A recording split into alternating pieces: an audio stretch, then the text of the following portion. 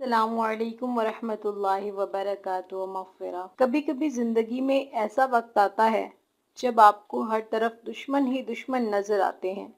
نہ آپ نے کبھی کسی کا دل دکھایا ہے، نہ کبھی کسی کا حق مارا ہے، پھر بھی لوگ آپ سے جلتے ہیں، سازشیں کرتے ہیں اور آپ کو نقصان پہنچاتے ہیں۔ یہ کہانی ہے ایک عام انسان کی جس کے چاروں طرف دشمنی کا اندھیرا تھا، لیکن اس نے رب کی ایک آیت کو تھام لیا اور وہ آیت اس کا سب سے بڑا ہتھیار بن گئی۔ ریاض ایک شریف النفس، محنتی اور خاموش طبیعت انسان تھا۔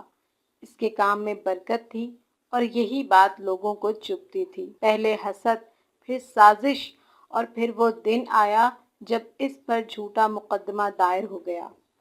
کاروبار بند، گھر والے پریشان اور دوست دشمن بن گئے۔ ریاض ٹوٹ چکا تھا، لیکن ایک بزرگ نے اسے صرف ایک آیت دی اور کہا، بیٹا یہ صرف الفاظ نہیں ہیں، یہ دشمن کے لیے رب کی تلوار ہے۔ وہ آیت سورہ توبہ کی آیت تھی، قرآن کی سب سے زبردست آیتوں میں سے ایک۔ فَإِن تَوَلَّوْا فَقُلْ حَسْبِيَ اللَّهُ لَا إِلَٰهَ إِلَّا هُوَ عَلَيْهِ تَوَكَّلْتُ وَهُوَ رَبُّ الْعَرْشِ الْعَظِيمِ۔ بزرگ نے اسے بتایا کہ وہ اسے اپنا ہتھیار بنا لے۔ یہ وہ الفاظ ہیں جن سے دشمن لرزتے ہیں۔ جو اللہ کو کافی سمجھتا ہے اس کے لیے دنیا کی ہر طاقت ناکام ہو جاتی ہے۔ ریاض نے یہ عمل شروع کیا۔ روز عشاء کے بعد وضو کر کے بیٹھ جاتا اور 11 بار درود ابراہیمی پڑھ کے پھر 100 مرتبہ یہ آیت پڑھتا۔ ہر لفظ کو دل سے دہراتا اور ہر بار یہ دعا مانگتا، یا اللہ میرے دشمنوں کے شر سے حفاظت فرما، ان کے منصوبے انہی پر ڈال دے، مجھے ظالموں سے بچا اور میرے لیے امن اور انصاف پیدا فرما۔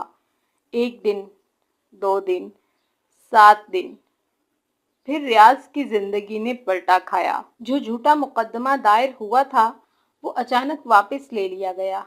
کاروبار کے بند دروازے دوبارہ کھل گئے۔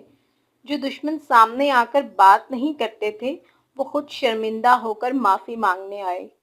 ریاض کی آنکھوں میں آنسو تھے، لیکن وہ آنسو کمزوری کے نہیں تھے بلکہ رب کی طاقت کا یقین بن چکے تھے۔ میرے عزیز دوستو، دشمن کبھی طاقت سے نہیں ہارتا، وہ دعا، صبر اور یقین سے شکست کھاتا ہے۔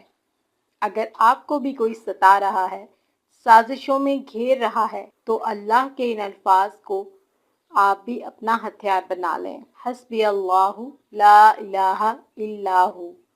یہ الفاظ دشمن کی طاقت کو راکھ کر دیتے ہیں۔ عمل کریں، رب پر بھروسہ رکھیں اور دیکھیں کہ کیسا انصاف ہوتا ہے۔ اگر یہ بات آپ کے دل کو لگی ہو تو اسے دوسروں تک لازمی پہنچائیں تاکہ کوئی اور بھی اپنے دشمنوں سے نجات پا سکے۔ اللہ پاک آپ کا حامی و ناصر ہو۔ آمین ثم آمین۔ جزاک اللہ خیرا۔